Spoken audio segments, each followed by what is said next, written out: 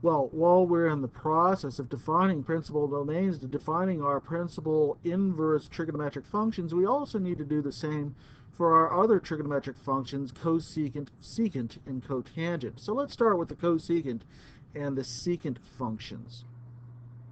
First of all, if we're going to limit the domain for cosecant, it's going to be consistent with what we know about sine of x. Recall that sine of x is the kind of function where we have cosecant of x equals 1 over sine of x.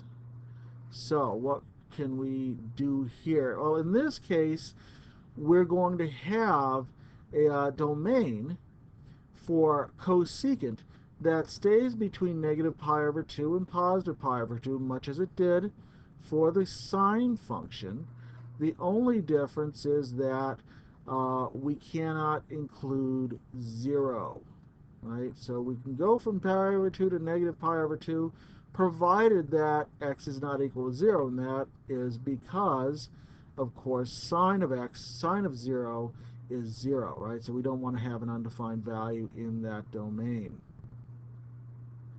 For the range, right? For the range, here's 1, here's negative 1. These are maximum and minimum values for each of these branches right here that tend towards positive and negative infinity. So the range of this function would be negative infinity to negative 1, union with the set from 1 to infinity. All right, so for our inverse cosecant function, we want to keep these in mind. How about the secant function? Well, a very similar idea. Just like the fact that cosecant is 1 over sine, secant is 1 over the cosine of x. Okay? So the implication here is slightly different, but still the same idea. Just like cosine, we could keep our angles between 0 and pi, provided that x is not equal to pi over 2. Otherwise, we're going to have the same range that we did here for our cosecant function.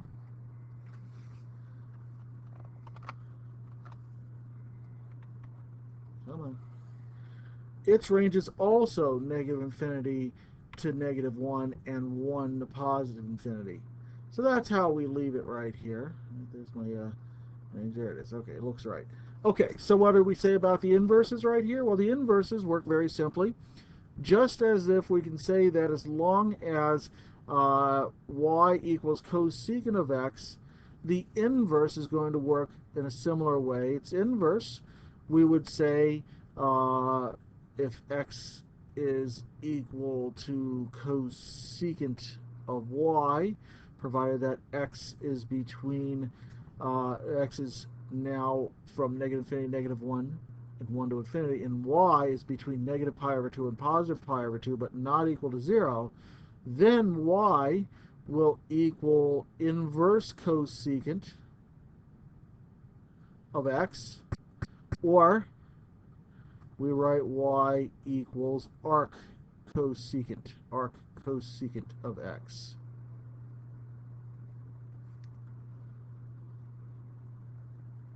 Okay, and in this case, of course, we're going to limit x to be in the set from negative infinity to negative 1, union with the set from 1 to infinity. And y is between negative pi over 2 and positive pi over 2,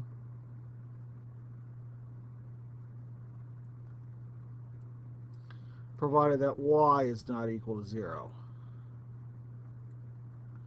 Okay, so far so good. How about secant? Well, secant, we can say again the very similar type of situation. If we switch our x and y, x now equals the secant of y. And so provided that y now is between 0 and pi, not equal to pi over 2, and x is between negative infinity to negative 1, or 1 and infinity, then y will equal the inverse secant of x. Or stated another way, y is equal to the arcsecant of x. Okay, in this case, just as with the arccosecant function, x has to be less than -1, less than or equal to -1, or greater than or equal to +1, right? We're never going to be able to take the arcsecant of a number that is like 0 or 1/2, right? It has to be greater than 1 or less than -1. And the y values have to be between 0 and pi, provided that we don't include the value of pi over 2 within that range. All right. One more right here. Let's talk about cotangent. What could we say about the cotangent of x?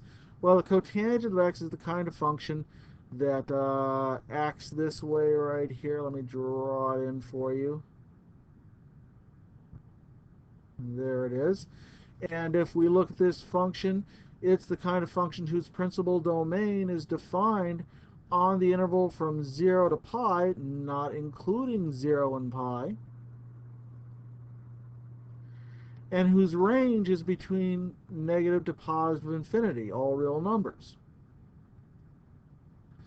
So if we set this up to find our inverse, y equals cotangent of x, given the above restrictions, then switching x and y to get us our inverse,